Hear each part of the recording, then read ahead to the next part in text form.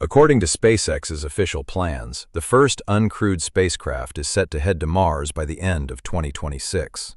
The company's own founder puts the odds of a successful launch in that window at roughly 50-50.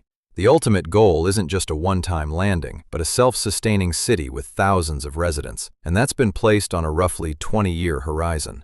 The real question is how much these timelines can actually be trusted, and what life in the first permanent settlement on another planet might genuinely look like.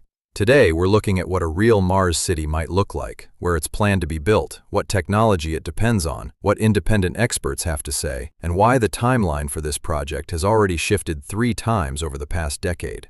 It's worth starting with the history of the promises.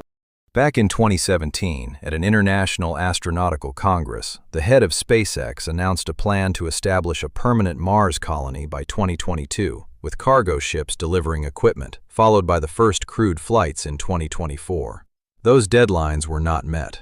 Since then, the plan has been revised several times. Under the current version, uncrewed test flights are scheduled for late 2026, with the first crewed missions potentially following 2 to 4 years after that, depending on how well the initial landings go.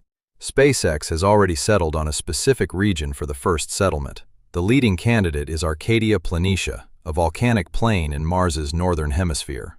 The location wasn't chosen at random. Subsurface ice there sits just a few centimeters below the surface, a key resource for both drinking water and fuel production. The terrain in that region is relatively flat, which is critical for safely landing multi-ton spacecraft. And sunlight levels at that latitude are strong enough to support solar power and greenhouse farming. If the stated goals hold, flight rates are supposed to grow exponentially. The first 5 uncrewed test flights are scheduled for 2026. If those go well, by 2028 to 2029, the plan calls for sending around 20 spacecraft, potentially crewed, to begin building out Mars infrastructure.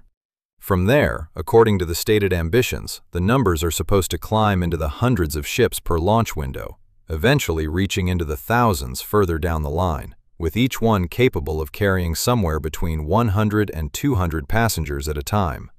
Independent experts who've been consulted, including former NASA engineers, generally describe the overall technical concept as sound and achievable.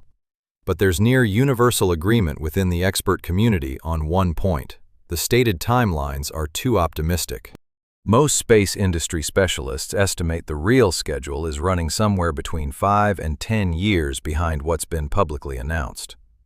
There's an interesting detail buried in the current plan. The first uncrewed flight to Mars is supposed to carry, alongside equipment, humanoid robots, meaning that, technically speaking, the first Martians might end up being robots sent to test how safe the landing and surface conditions actually are, not humans. Before any spacecraft can even reach Mars, there's a key technical problem that has to be solved first: refueling in open space, in Earth orbit. This is a technology that has never been used at this scale before. The issue is that a spacecraft simply can't physically make it to Mars and back on a single tank of fuel. Estimates suggest it will take somewhere between 5 and 10 separate tanker launches just to fully refuel one crewed spacecraft before it departs for Mars. That technology is still in active testing, and honestly, the success of the entire rest of the program depends on it working. Now, to the most interesting question: what would life in this city actually look like? In the early stages, we're not talking about the grand domes you see in futuristic concept art, but far more utilitarian solutions.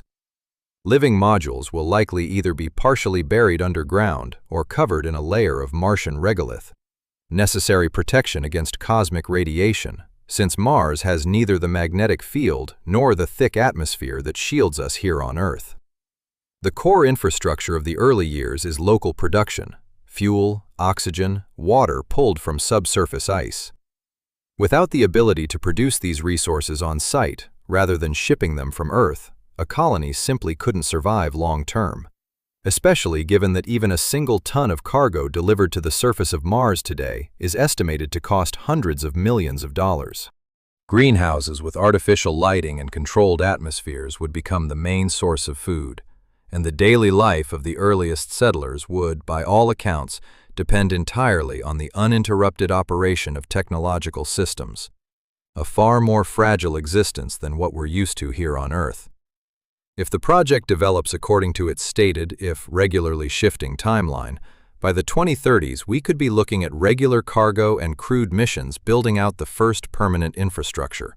And by the 2040s or 2050s, under the most optimistic projections, a Mars settlement could theoretically grow into a self-sustaining colony of thousands of people. But it's worth remembering, almost every single date announced in this project's history, going all the way back to 2017, has ended up shifting later.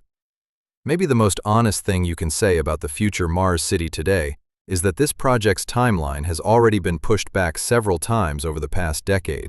What we're looking at right now isn't a prophecy or a guarantee. It's a snapshot of a constantly evolving plan, one that depends on technology that still has to be tested and proven. If you enjoyed this journey into humanity's possible future, subscribe. There are many more topics like this coming. And let me know in the comments, which future topic should I dig into next?